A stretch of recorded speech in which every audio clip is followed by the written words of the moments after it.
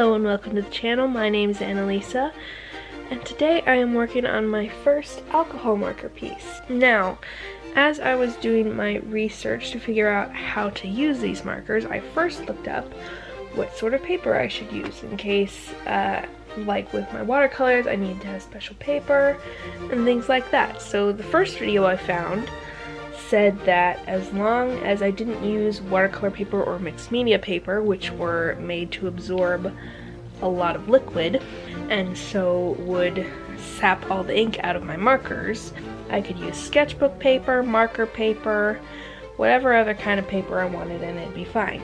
So I went with it and I did my sketch on sketchbook paper, and then I lined my sketch on sketchbook paper, which was quite a lot of work.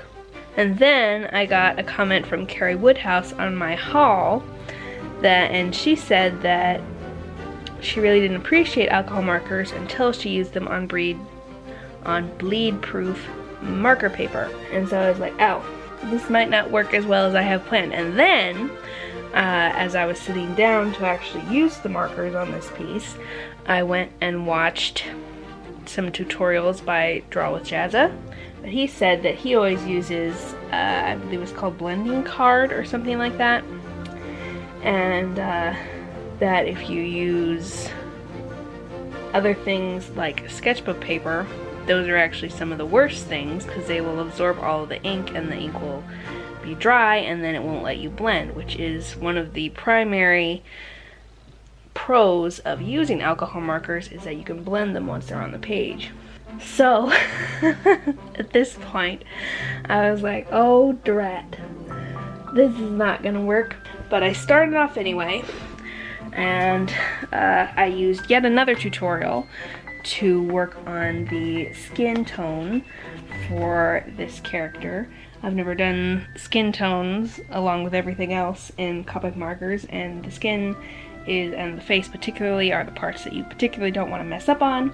So I looked up Greatly Geeky had some really nice facial skin tutorials with Copics that I remembered her posting a while ago, so I went and looked that up, and that was very helpful. That was why I first outlined her face with the one darkish brown and then went over her entire face with it again so that it would be like a double layer of that brown around the edges and the places where I was thinking of putting shadow, and it would sort of blend into a thinner coat of that ink for the rest of her face. And I think that part actually worked pretty well. Then I used the darker brown that I had to do a few more shadows, like around her eyebrows and the edge of her nose and things. And then I couldn't see the difference between the light and the shadow because there just weren't shadows dark enough to make the lighter parts pop.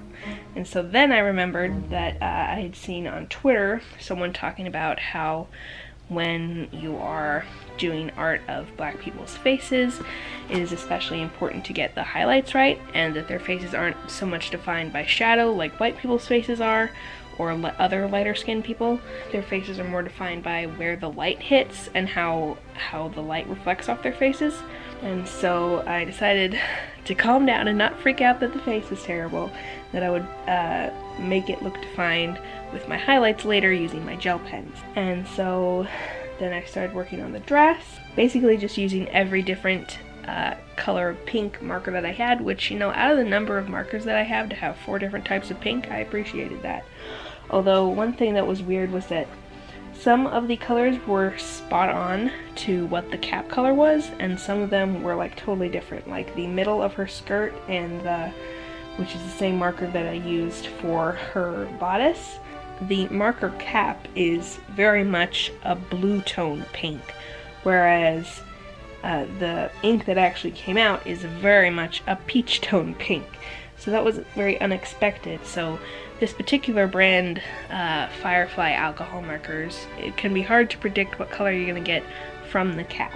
Also, as for her pose, what's going on here is The original idea for the piece was that because I wanted to do a quick and fun illustration that would involve just playing around with a new type of medium I hadn't used before, I wanted to kind of reach back to what I used to draw in the ancient old days when I was just having fun as like a fairly small child. And that is, I would draw princesses with big old hoop skirts and loads of different layers on their skirts and things like that. So that's where her design came from. My favorite thing to do is read, so it'd be cool if she was a reading princess. And then I decided, what could she be doing with her other hand? Oh, I know.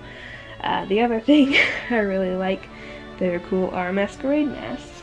So wouldn't it be fun if she had decided to stop in the middle of her masquerade ball and take off her mask so that she could read, because reading is more fun than having balls. So that's what's going on with that. And so eventually I was able to come back around when all my inking had dried and use those gel pens on her face and her hair, and I think that definitely made her have more definition. One thing about her face is that I would have rather had it so that I could blend in the lighter colors. You know, those contour maps, beforehand they look really weird before they're all blended in with the rest of the face and everything. Her face looks a little bit like it's a contour map that hasn't been fully blended in. But what with me using gel pens and not wanting to completely cover up the texture of the markers that I had already used, there wasn't much I could do about that.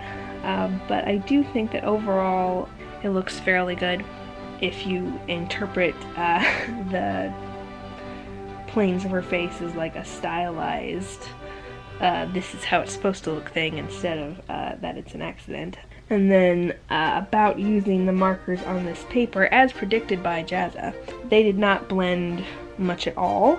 The place that I mainly tried to blend it was on her skirt, on the layer between the white lace layer and the crosshatchy pink layer. So I did what Jazza had suggested and put down the lighter layer first, then colored in the darker layer over it, then went over that with the light again to smear it around. And that worked to an extent in that it lightened where I had put the darker marker, but it did not manage to pull that ink into the lighter ink area enough to make a gradual gradient, which I'm fairly certain is because it had soaked into the paper already and wasn't going anywhere. Because of that, I fully intend to buy some blending card or whatever it is that Jazza uses and use some of that for my next piece. However, despite that, I'm actually quite pleased with how this piece turned out. Thank you so much for watching, and I'll see you in the next video. Bye!